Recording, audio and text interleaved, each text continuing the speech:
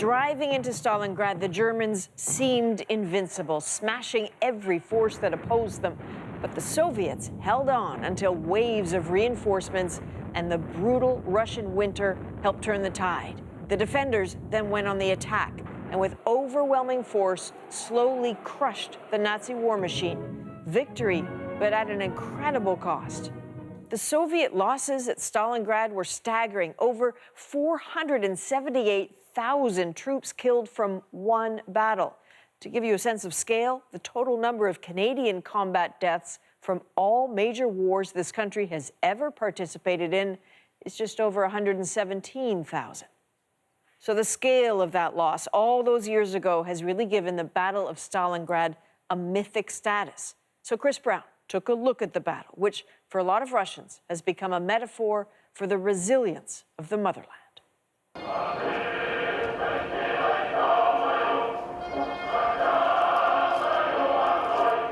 With her sword raised and mouth open in a scream, the Motherland Call statue is Russia's most powerful symbol of sacrifice, towering more than 20 stories over the battlefield of Stalingrad. She is showing to the west, to Berlin, and by her sword, she is calling, "Let's go, come on." Mikhail Shuvarikov is a guide in the long-since renamed city of Volgograd. For all Soviet Russian people and maybe entire the world, Stalingrad was like the D-Day was for Americans. But Stalingrad was nothing to compare with D-Day. 1.1 million Soviet soldiers were killed or wounded in this single battle. That's more than all of the U.S. casualties for the entire Second World War.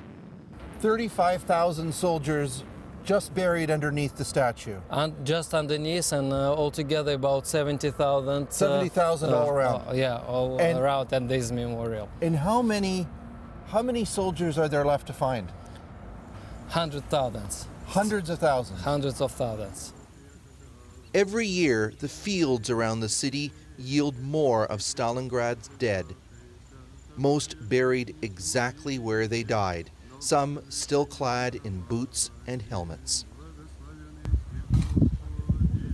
Shuvarikov volunteers to take part in the searches. Lots of relatives still have hope to find their relative, to know anything, where they died, how they died, and just to have a place where to come and to put a flower.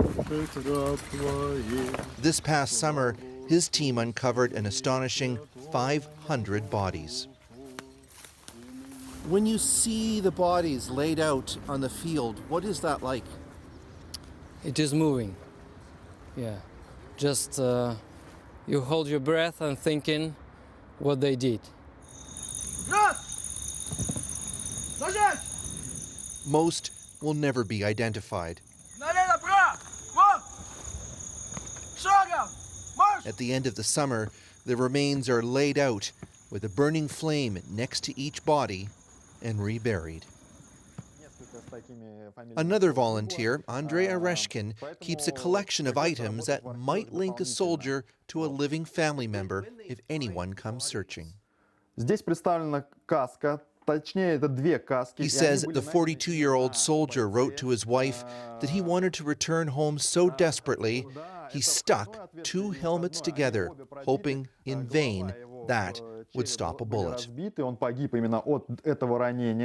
Oreshkin says the Soviet Union long downplayed the extent of the casualties at Stalingrad, so decades that could have been spent searching were lost. In another 80 years, he says, we will still be finding the dead of Stalingrad. Of the soldiers who are actually there, but a handful remain.